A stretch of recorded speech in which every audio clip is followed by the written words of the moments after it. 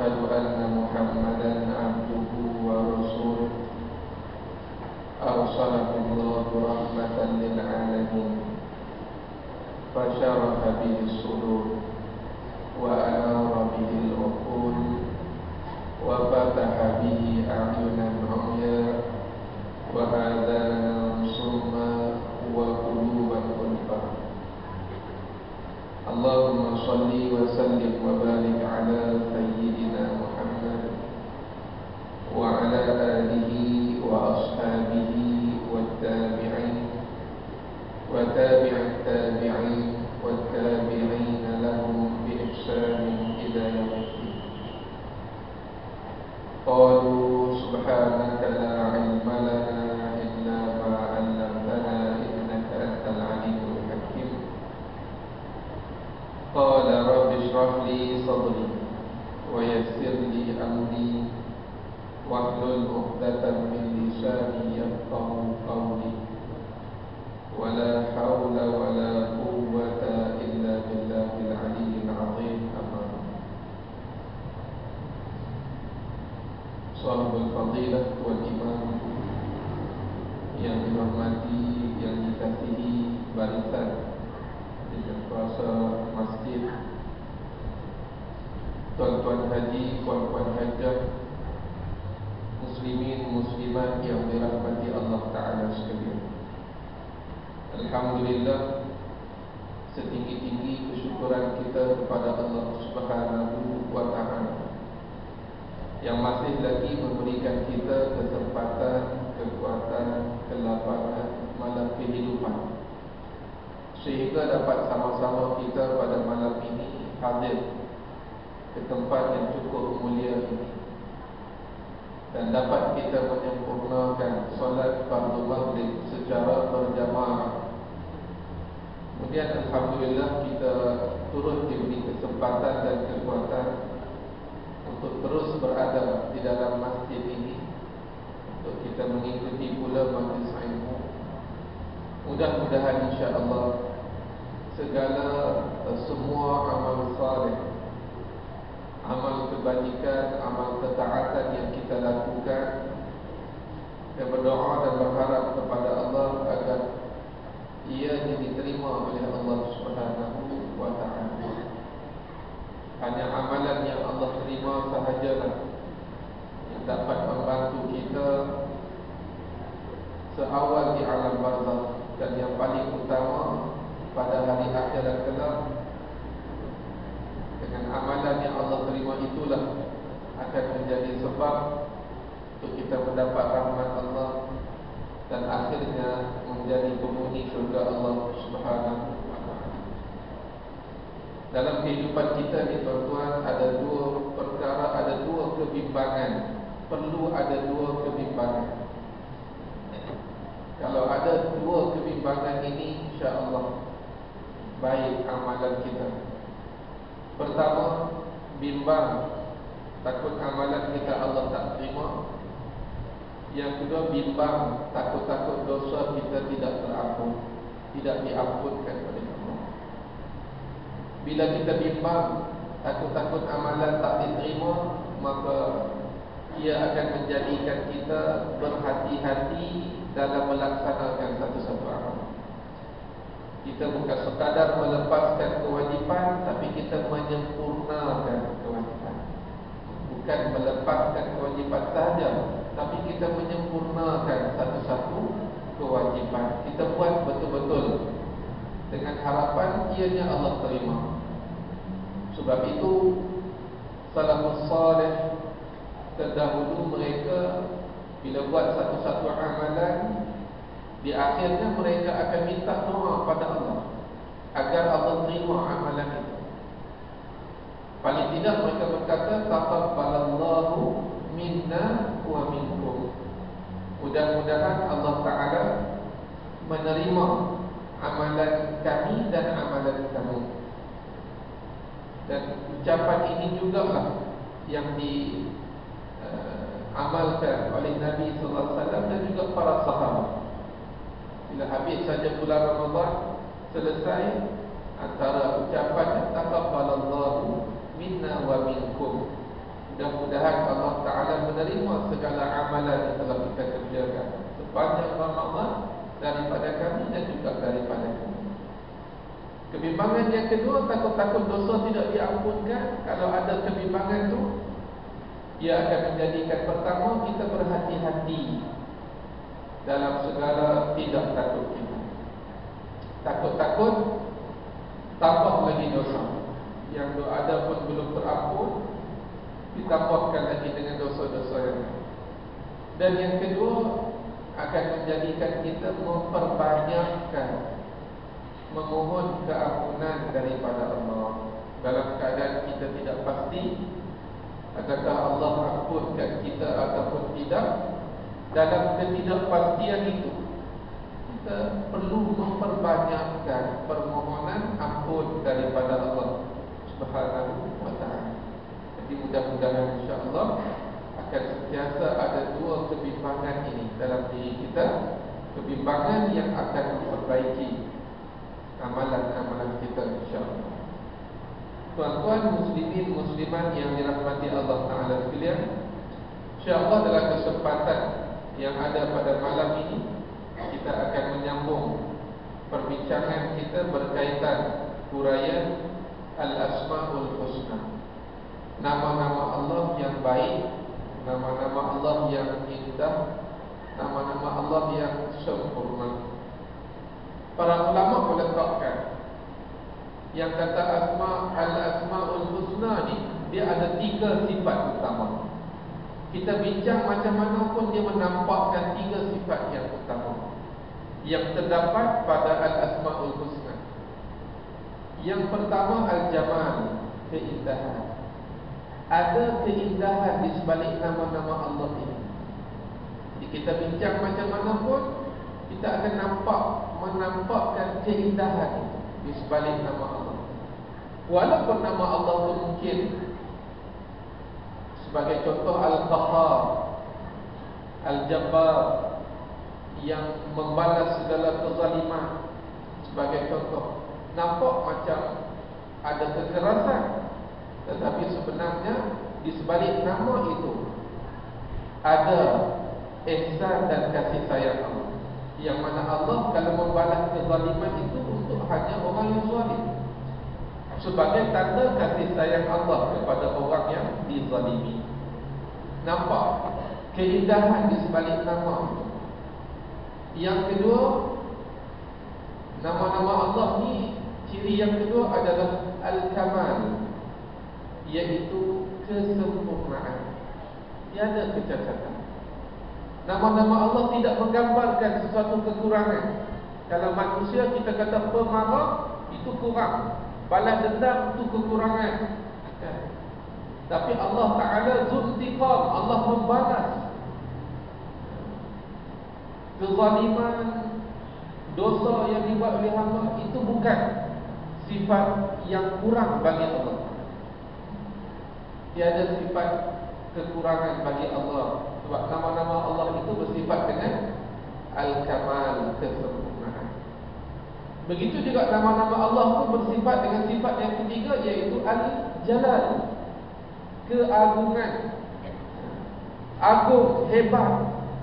Di sebalik nama itu ada keagungan, kehebatan. Jadi bila kita baca terjemahan sahaja, biasanya tidak sampai ke situ. Maka kita perlu juga kepada huraian kepada nama-nama ini agar nampak sifat-sifat tersebut. Al-Jamal, Al-Kamal, Al-Jalal. Jamal keindahan, Al-Kamal kesempurnaan, Al-Jalal keagungan. Tiga-tiga sifat ini ada pada Al-Asma'ul Husna. Jadi tuan-tuan, kalau sekadar kita baca terjemahan, sebagai contoh Al-Jalil, maksudnya yang memiliki kebesaran atau yang maha memiliki kebesaran. Kita tak nampak di sebalik itu 3 sifat tersebut. Maka kita perlu pada huraian. Dan selalu kita sebut, antara tujuan yang paling utama kita mempelajari Al-Asma'ul Husna adalah untuk kita mencapai ma'rifatullah ataupun kenal Allah.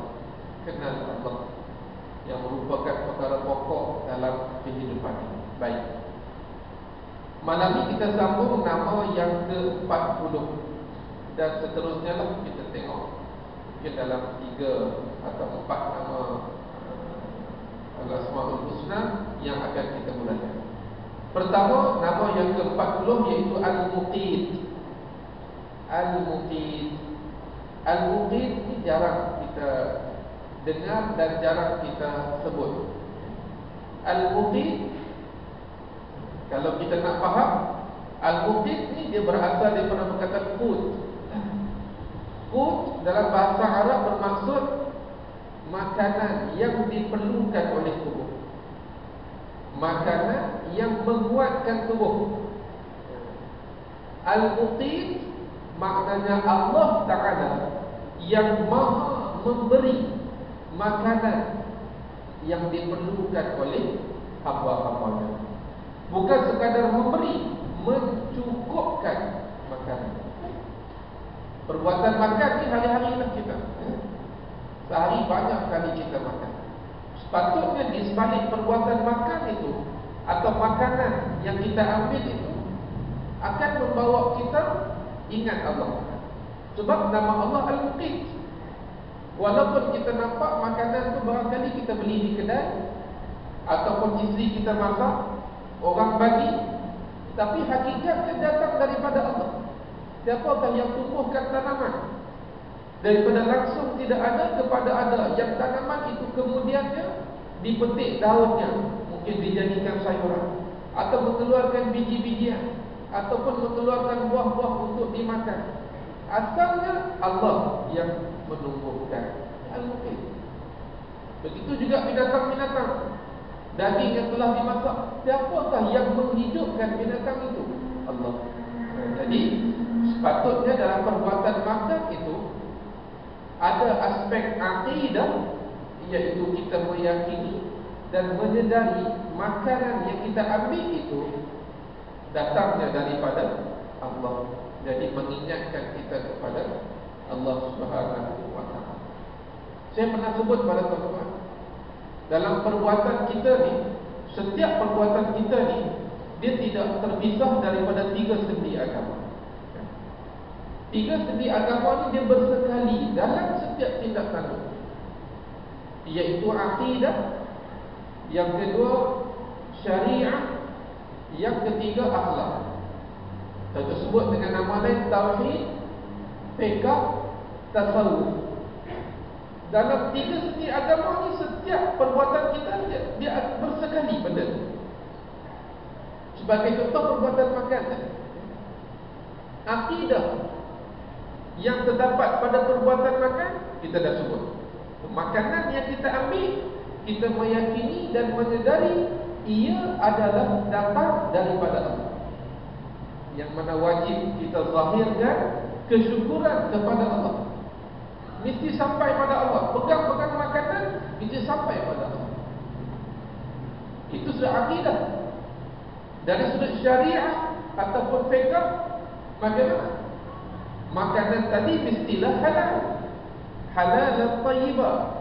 Bukan sekadar halal, tetapi sesuai dengan badan kita, mendatangkan kesihatan. Tak semua benda yang halal itu boleh kita makan. Setengah orang dia dah ada penyakit, kencing manis dan sebagainya, darah tinggi. Ada makanan-makanan tertentu yang halal tetapi tak baik untuk diri. Maka kita kena ambil halal dan tayyibah.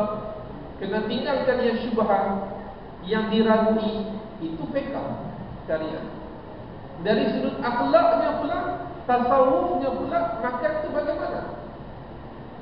Kita tengok apa yang Nabi ajar. Nahnu qaumun la na'kul hatta najur wa idza akalna la nasbah. Kami ni satu kaum, kita ni satu kaum yang mana kita tak makan sehinggalah lapar.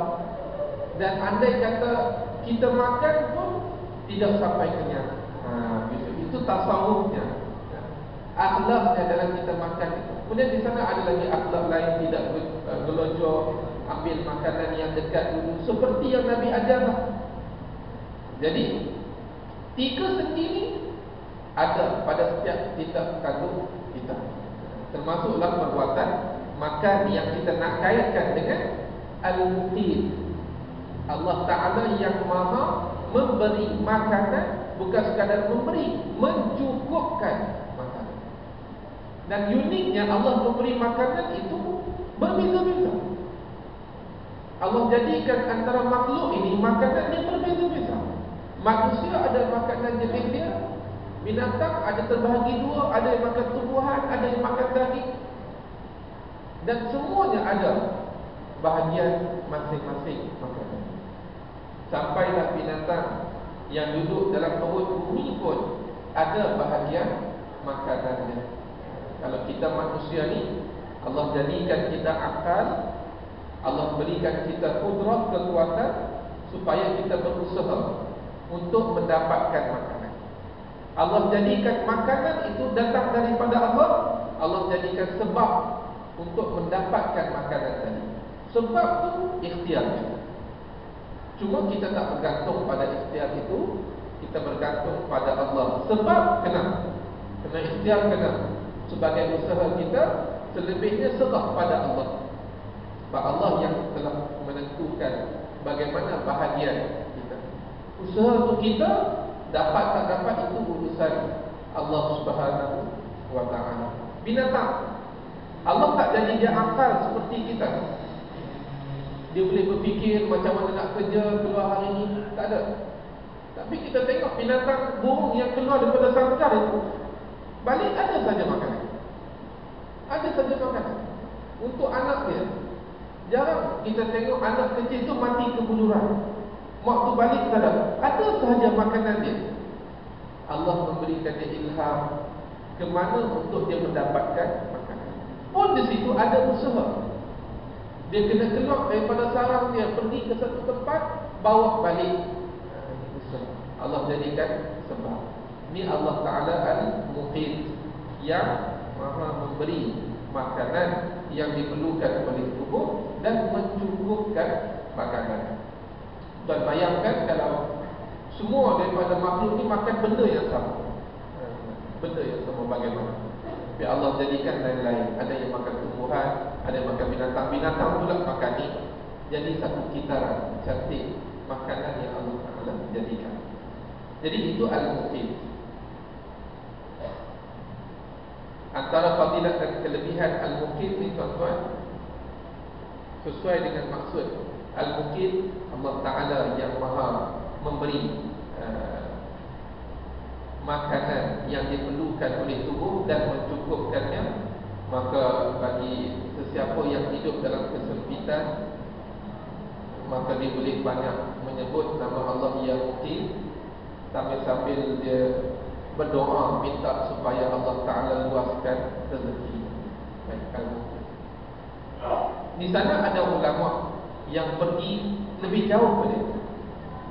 Ada ulama yang mengatakan makanan itu tidak terhad kepada makanan jasmani, termasuk juga makanan rohani.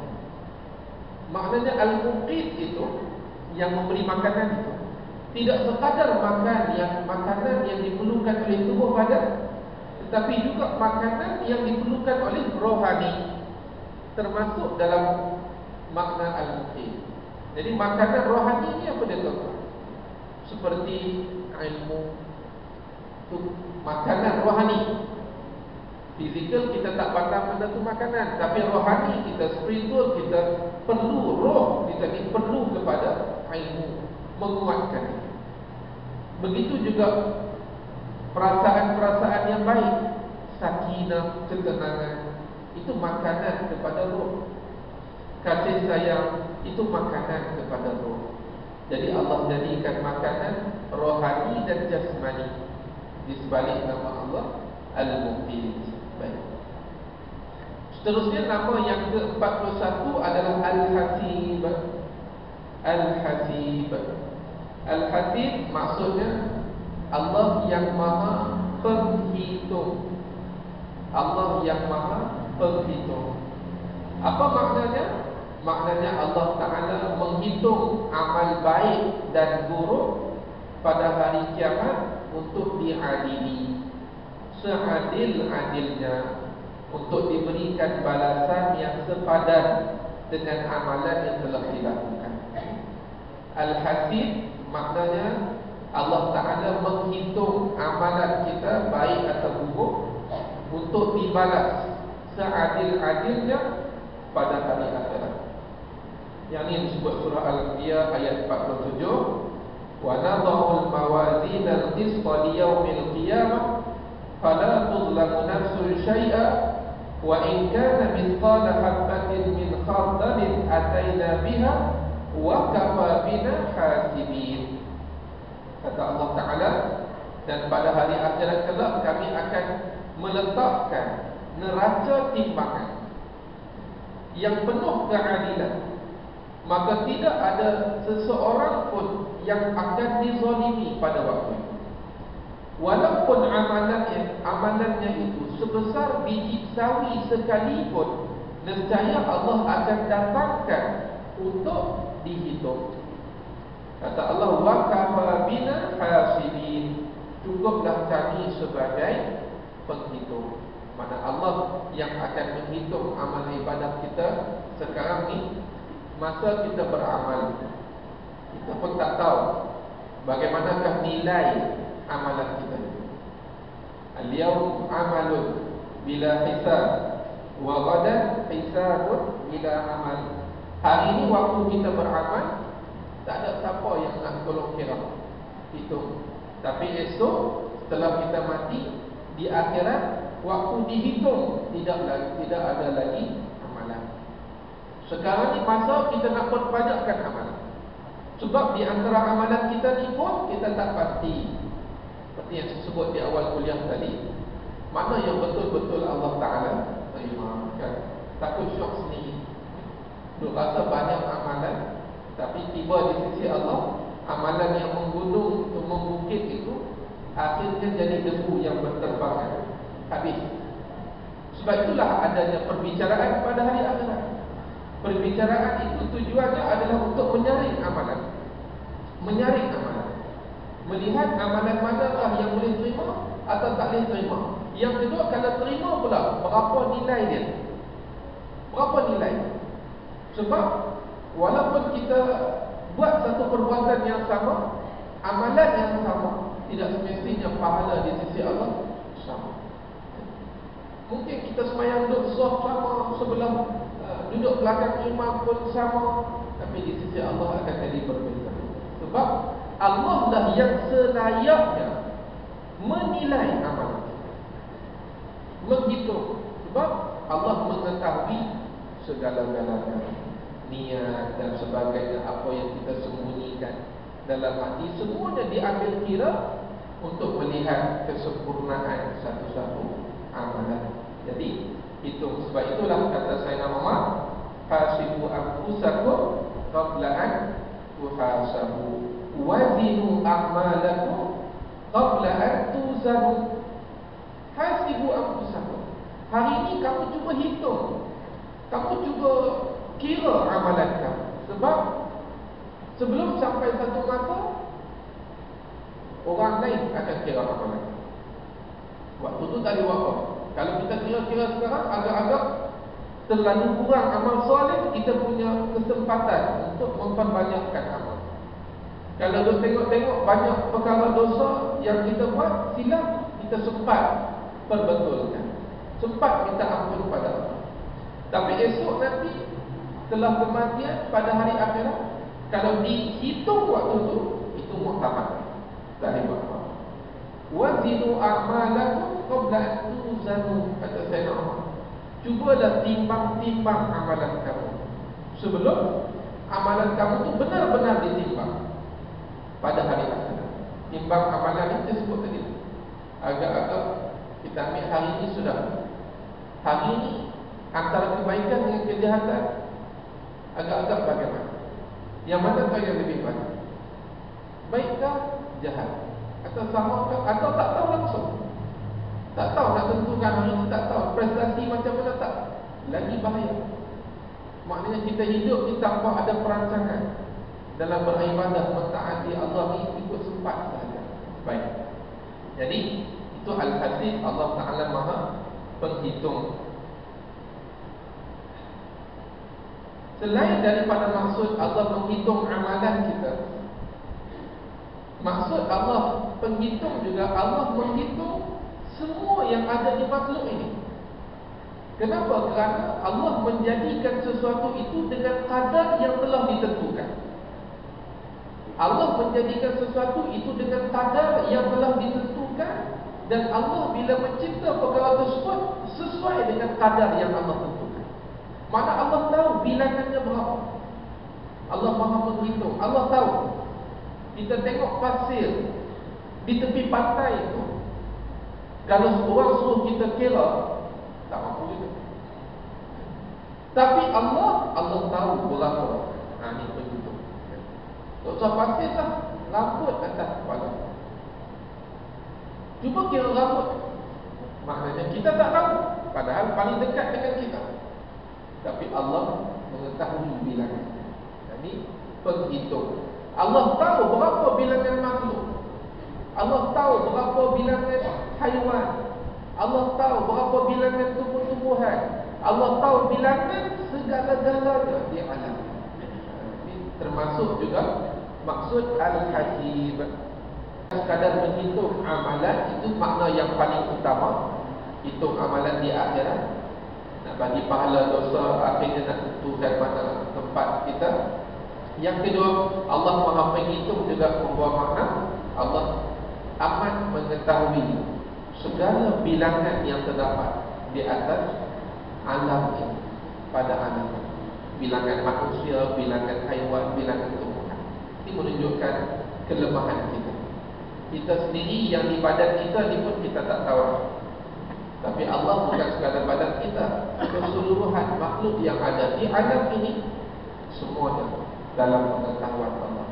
Disebut bilangan. Sebab tu Allah sebut wa kullu syai'in 'indahu bimiqdar. Setiap sesuatu yang ditetapkan di sisi Allah adalah dengan kadar yang tertentu. Kadar tertentu. Allah jadikan tumbuh-tumbuhan itu dengan kadar tertentu. Allah lebih tahu banyak mana yang diperlukan oleh makhluk ini, banyak mana yang diperlukan untuk membekalkan gas oksigen kepada manusia. Allah tahu.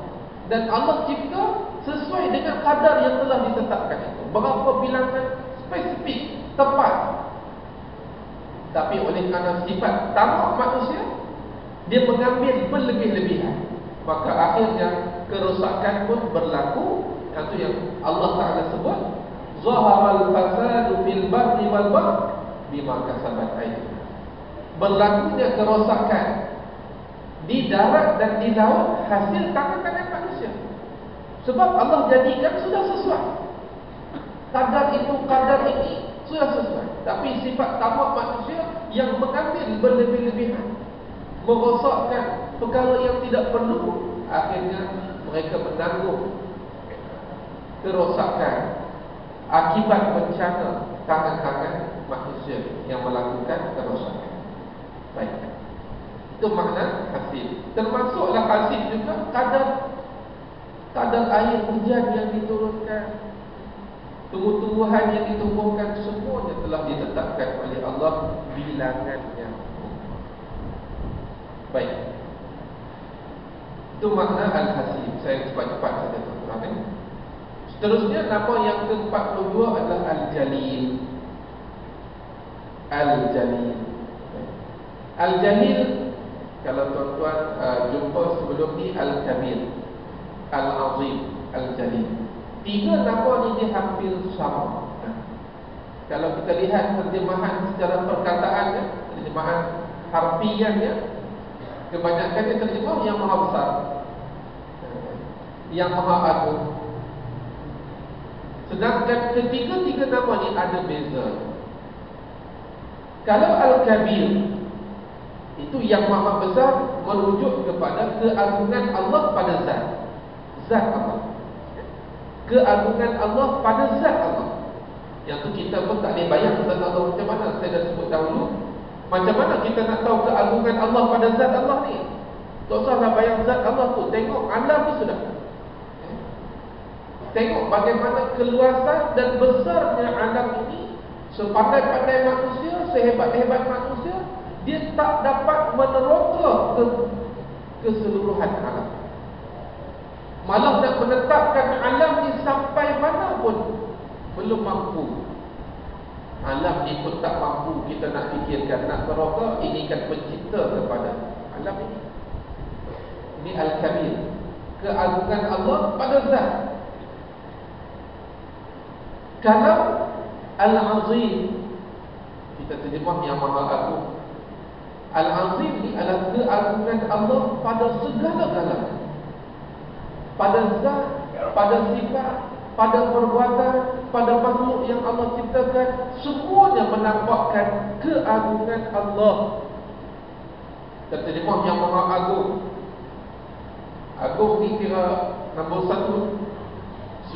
Kalau jawatan kita di Malaysia ni, Agung tu nombor 1.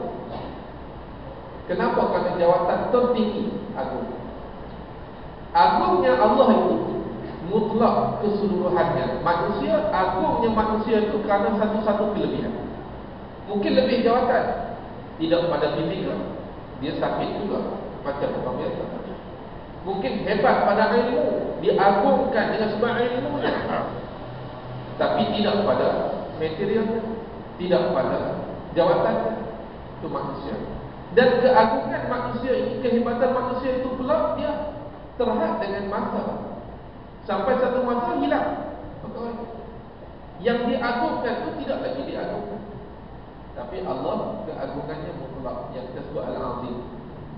Keagungannya semua, sebutlah apa tentang Allah, semua menampakkan keagungan dan kehebatan. Makhluk, bicara tentang makhluk yang Allah ciptakan, akan nampak keagungan Allah. Tengok diri kita, bagaimana Allah Ta'ala memberi rupa kepada kita. Setiap sesuatu yang Allah beri ni ada fungsinya, yang mungkin awal-awal kita tak tahu kenapa ibu jari kita ni pendek. Kalau diberi kita yang menetapkan rupa dan bentuk, barangkali kita lagi cantik kalau jari ni semua sama panjang. Tapi Allah jadikan berbeza. Kenapa ada ruas-ruas? Kenapa ada cap jari? Suatu ketika mungkin orang tak dapat teroka, akhirnya orang dapat tahu rupanya tak ada satu pun dalam penciptaan manusia tu sia-sia. Semuanya ada fungsinya, ada hikmah. Jadi semua tu menampak keagungan Allah yang mencipta, kebesaran Allah yang mencipta. Jadi Al-Azim merangkumi semua, menampakkan Allah tu Maha Agung. Malam ni yang kita nak sebut adalah Al-Jalil. Al-Jalil merujuk kepada keagungan Allah pada sifat, kebesaran Allah pada sifat. Kalau manusia ni kita kata, bukan kita ni, kalau manusia ni kita nak cerita bukan tubuhnya, tapi sifatnya, jawatannya, yang diperkuat agung. Adakah agung itu kerana fizikal badannya? Tak. Dia manusia macam kita, tapi dia jadi agung kerana jawatannya. Maka Al-Jalil ini adalah keagungan dan kebesaran Allah pada sifat Allah. Apa saja sifat Allah yang kita bincang, dia mesti bawa kepada agungnya sifat, maha besarnya sifat tersebut. Tiada kekurangan, tiada, agung sifat tersebut. Jadi ini merujuk kepada nama Allah Al-Jalil. Dan di sana para ulama menambah, selain daripada Al-Jalil ini menampakkan keagungan pada sifat Allah, ia juga membawa makna Allah Al-Jalil. Allah jugalah yang memberi kebesaran kepada orang yang beriman. Allah Ta'ala lah yang membesarkan perihal orang yang beriman. Allah yang memberi kemuliaan, Allah yang memberi kebesaran kepada manusia, hamba-hamba yang dia pilih. Sebab Allah itu Al-Jalil, Allah yang memberi kemuliaan. Baik. Ini makna Al-Jalil. Seterusnya yang ke-43 adalah Al-Karim. Al-Karim kita terjemah yang maha pemurah. macam sama terjemah dengan Ar-Rahman. Ya. Kita akan jumpa terjemahan yang sama. Yang Maha Ar-Rahman, yang Maha Pemurah. Al-Karim pun yang Maha Pemurah. Cuma ada beza. Ar-Rahman ada satu sifat yang menampakkan rahmat Allah. Tetapi Al-Karim adalah satu sifat yang nak menampakkan pemberian Allah. Kalau kita hari ini kita sebut dermawan, dia ni dermawan. Dia ni seorang yang mempunyai ihsan yang tinggi. Dia kan ada hampir persamaan. Orang yang ada kesian belas tinggi ni, orang tu akan beri juga. Tapi kalau sebut dermawan, itu fokus kepada suka menderma. Allah Ta'ala Al-Karim, kita terjemah yang Maha Pemurah. Ar-Rahman pun Maha Pemurah. Tapi Ar-Rahman adalah sifat yang nak menampakkan rahmat Allah, belas ihsan, kasih sayang, pemberian yang nak menampakkan kasih sayang Allah, belas ihsan, rahmat Allah. Tapi Al-Karim nak menampakkan Allah yang suka memberi. Sebab itu Imam Al-Ghazali, antara takrif yang diberikan kepada Al-Karim iaitu wa idza a'ta zada. Allah kalau memberi ni, Allah bagi lebih. Tuan-tuan, dalam hidup kita ni, berapa banyak yang kita tak minta tapi Allah bagi. Berapa banyak yang kita tak minta tapi Allah bagi. Malah kalaulah hidup ini semuanya mesti dipohon baru Allah bagi, rasanya masalah kita. Kita terpaksa senarai semua benda. Kena buat checklist, sihat, harta, anak, isteri, rumah, kena sebut satu persatu baru Allah bagi. Yang kita minta tu sedikit sahaja, yang Allah bagi banyak. Ini Al-Karim. Cuma biasalah manusia ni, yang dia nampak apa yang dia tak dapat, kan dia apa yang dia dapat. Yang dia minta tak dapat, yang tu yang besar pada diri dia. Tanpa dia sedari yang dia tak minta Allah bagi. Yang tu jarang dia lihat perkara tersebut. Ini Al-Karim. La yubali kam a'ta wa liman a'ta. Kata Imam Ghazali, Al-Karim juga la yubali kam a'ta. Allah tak peduli berapa dia nak bagi, kuantiti pun dia ada, dia tak peduli. Allah pernah beri kuasa sehebat-hebatnya kepada Fir'aun.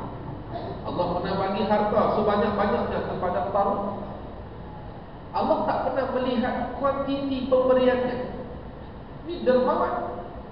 Dia tak berkira, mana tak berkira. Dan Allah tak peduli siapa dia nak bagi. Waliman apa, siapa yang nak terima pun Allah tak peduli. Ada yang tidak solat, tidak taat pada Allah, tapi dapat nikmat itu. Ada orang yang tidak solat, sihat. Yang solat ni macam-macam dalam kehidupan. Ada seorang hamba Allah, dia tanya soalan. Dia cerita, satu dia cerita sakit. Dia kata, Ustaz, dia ada dalam sebuah keluarga yang berada kan, bisnes ni kaitan dengan balap, serang burung semua. Sabah, orang Sabah. Dia kata keluarga dia ni memang jauh lah daripada penghayatan agama. Dia cuba berubah, dia tutup aurat dia cuba. Cuma dia kata yang dia ni banyak sakit. Hak adik dia pakai seluar pendek, main gitar, tak sakit pula Ustaz. Hak yang hidup tidak mengikut agama tu okey je, sihat. Yang dia ni yang cuba ikut agama ni macam-macam. Dia macam muskil. Apa-apa sebenarnya yang berlaku. Ini kita nak beritahu Al-Karim, Allah ni Maha Pemurah, dermawan. Allah bagi, Allah tak kira siapa. Hatta waktu pun Allah bagi, Allah tak kira. Malah kadang-kadang orang yang beriman ni Allah uji banyak. Tuan-tuan, di sana ada riwayat yang menceritakan ada hamba Allah yang sering menerima ujian. Hamba Allah yang saleh selalu terima ujian. Dia ni orang yang soleh. Bila hilang lepas satu ujian, Allah perintah malaikat untuk turunkan hujan. Tapi malaikat kata, ya Allah, bukankah hamba-Mu ini hamba-Mu yang soleh? Malaikat tidak pertikai, tapi nak tanya hikmah. Apa hikmah? Tak habis-habis hujan. Allah bagi tahu, sesungguhnya aku suka mendengar rayuan suara hamba. Orang soleh ini bila menerima ujian, dia akan merayu, berdoa, berharap pada Allah. Allah suka itu. Habis satu ujian, Allah bagi ujian lain, nak dengar lagi suara yang merayu, memohon, meminta pada Allah. Hikmah tu kita tak tahu. Kita tak tahu. Cuma dalam bab beri rezeki, jangan kita jadikan kayu ukur orang yang soleh tu mesti hidup senang, mesti hidup kaya. Tidak. Cuma Allah janji untuk orang yang soleh ini ada bahagianya. Allah tak janjikan kekayaan. Tak ada orang yang soleh ini hidup merempat ataupun bawa batu hidup tepi jalan. Tak usah. Kita sambung pada sana.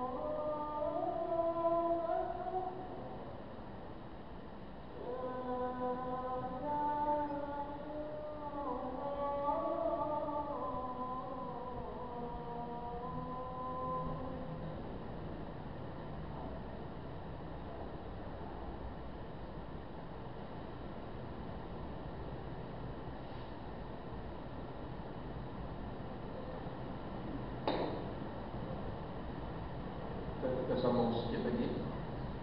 Jadi itu takrifan yang diberikan oleh Imam Al-Ghazali dalam kitab Al-Maqsad Al-Asna, menguraikan nama Allah Al-Karim. Ibnul Arabi rahimahullah juga menguraikan nama Allah Al-Karim. Ada banyak 16 perkara yang menguraikan nama Allah Al-Karim. Saya petik antaranya. Kata Ibnul Arabi rahimahullah, Al-Karim alladhi yu'ti la li'iwadi. Al-Karim ialah Allah yang Maha Pemurah, yang memberi tanpa sebarang balasan. Tanpa sebarang balasan. Tuan, Allah bagi, memang Allah bagi.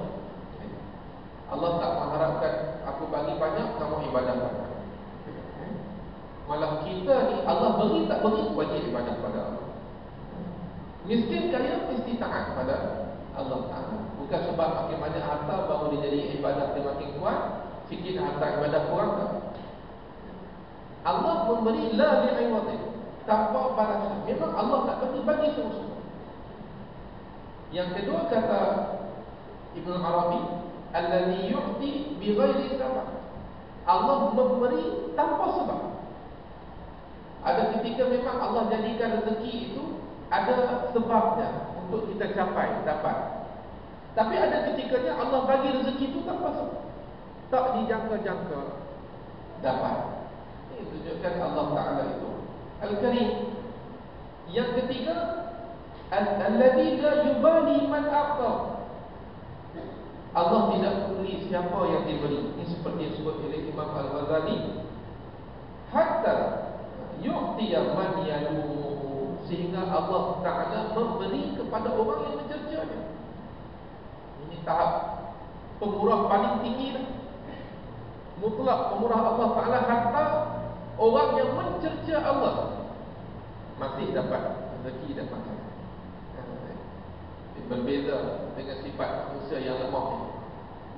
Kita memberi, ia memberi tapi pilih-pilih, kan? Kemudian kita tak suka orang minta banyak kali. Dia dah main minta dah hari ni, esok lusa jumpa lagi. Dekat pekan tu, dekat bandar tu, dia meminta lagi. Kita akan jawab 2 hari lepas dah bagi dah. Nampak sangat, kan? 2 hari lepas dah bagi dah. Sama juga dia kata bawa derma macam ni. Allah suka diminta-minta. Makin banyak kita minta pada Allah, Allah suka. Kenapa? Sebab Allah suka memberi.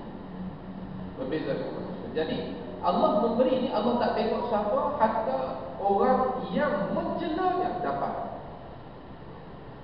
Orang yang menyakiti Allah dengan kata-kata dapat. Orang yang syirik dapat. Sebab tu Allah hanya sebut, kalaulah Allah berkira-kira berkaitan dengan nikmatnya, ma saqa kafiran walau syurbatu ma. Kalaulah Allah ni berkira dengan apa yang dia bagi, nescaya orang kafir tu tak layak minum walaupun seteguk air. Kalau Allah berkira.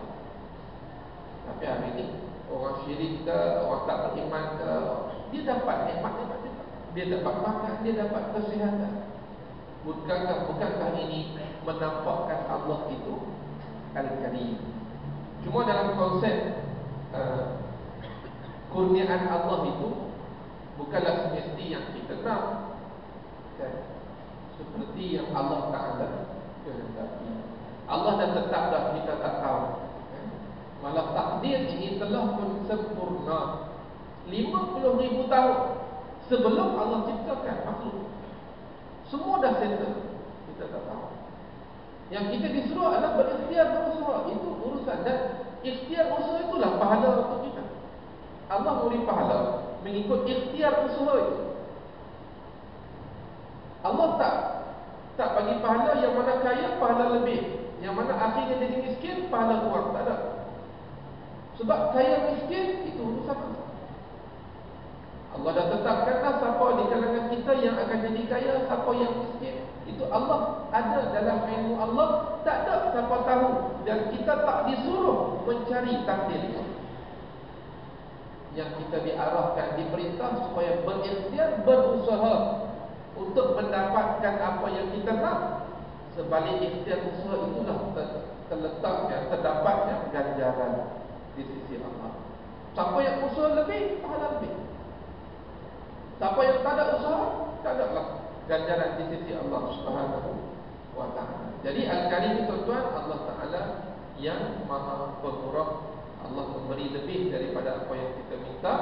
Malah tuan-tuan, bila kita beriman dengan Allah Ta'ala Al-Karim yang Maha Pemurah ni, maka sepatutnya yang pertama yang kita minta adalah Allah Ta'ala. Kita kalau nak sesuatu hajat sebagainya, yang pertama kita cari Allah. Kan manusia ni hanya ikhtiar kita saja. Dia pun belum tentu boleh tolong kita. Hak yang kita diminta tolong orang tu, dia main tolong kita. Siapa yang gerak hati dia main tolong kita? Bukankah Allah? Kalau Allah Ta'ala tak gerakkan hati bertolong, kita tak tolong juga. Walaupun dia ada kekuatan, dia ada kemampuan, maknanya daripada Allah. Sebab itulah pergantungan itu diletakkan sepenuhnya kepada Allah. Jadi bila kita beriman dengan Allah Al-Karim, maka kita akan banyak memohon. Tempat kita memohon itu adalah Allah. Cuma dalam memohon ni, suka saya ingatkan berkali-kali apa yang disebutkan oleh Ibn Athaillah As-Sakandari dalam kata hikmah yang ke-6-nya. Dia kata la yakun ta'akhuru amalil ata ma'al ilhaq fid du'a mujiban liya'sik fa huwa dhamina lakal ijabah fima yahtaru lak la fima tahtaru li nafsik wa fil waqti alladhi yurid la fil waqti alladhi turid.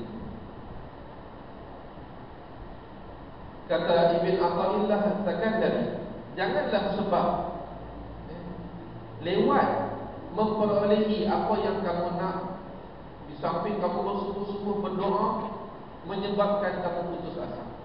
Kita minta sungguh-sungguh ni, tapi macam tak dapat-dapat, seolah-olah lambat tak dapat. Jangan jadikan perkara itu putus asa. Walaupun Allah tu Al-Karim. Kenapa? Fahuwa dhamina lakal ijabah fima yahtaru lak la fima tahtaru lak. Kerana Allah telah bagi jaminan. Allah telah bagi jaminan dia akan mengabulkan permintaan kamu. Cuma fima yahtaru lak, mengikut apa yang Allah nak untuk kamu, bukan apa yang kamu nak untuk diri kamu. Biasalah dalam doa kita ada hajat kita sendiri, kita sebut satu persatu hajat. Kadang-kadang yang Allah bagi berbeza, mungkin sama, mungkin berbeza, mungkin kurang, mungkin lebih lagi. Sebab konsep Allah memberi apa yang dia kehendaki untuk kita, bukan apa yang kita kehendaki untuk diri kita. Wa fil waqti alladhi yurid la fil waqti alladhi turid. Pada masa yang dia kehendaki, bukan pada masa yang kita kehendaki. Jadi walaupun dalam doa kita dah tentukan masanya, kita dah tentukan jenisnya, tapi akhirnya serah pada Allah Ta'ala yang menentukan mana yang lebih baik. Kurniaan Allah itulah yang terbaik. Jadi ini semua tuan-tuan termasuk dalam perbincangan berkaitan Allah Ta'ala Al-Karim, yang maha pemurah. Jadi mudah-mudahan insya-Allah ada beberapa nama yang kita bincangkan pada malam ini, Asmaul Husna, boleh menjadikan kita seorang hamba Allah Ta'ala yang benar-benar hamba, sentiasa mengingati Allah dalam setiap keadaan dan ketika. Dan yang paling utama, meletakkan kebergantungan sepenuhnya pada Allah Subhanahu wa Ta'ala, tanpa kita meninggalkan ikhtiar dan usaha seperti yang diperintahkan oleh Allah Ta'ala kepada kita. Jadi untuk malam ni kita berhenti setakat Allah Al-Karim yang Maha. InsyaAllah pada kuliah yang akan datang kita masuk nama yang ke-44, iaitu Ar-Raqib. Ar-Raqib. Bukalah kalau ada sekarang.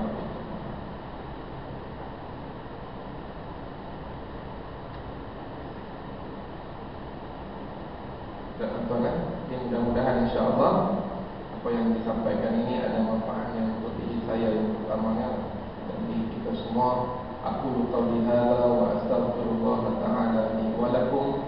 Wabillahi hidayah wa taufiq. Wassalamualaikum warahmatullahi wabarakatuh. Bismillahirrahmanirrahim. Alhamdulillah wassalatu wassalamu ala Rasulillah wa ala alihi wa sahbihi wa man nasarahu wa wala. Allahumma anfa'na bima 'allamtana wa 'allimna ma yanfa'una. Allahumma zidna 'ilma warzuqna fahma. Allahumma ja'alna minal ladzina yastami'una al-qawla fayattabi'una ahsana. Sallallahu ala sayyidina Muhammad wa ala alihi wa sahbihi wa baraka wasallam. Walhamdulillahi rabbil alamin. Subhanakallah.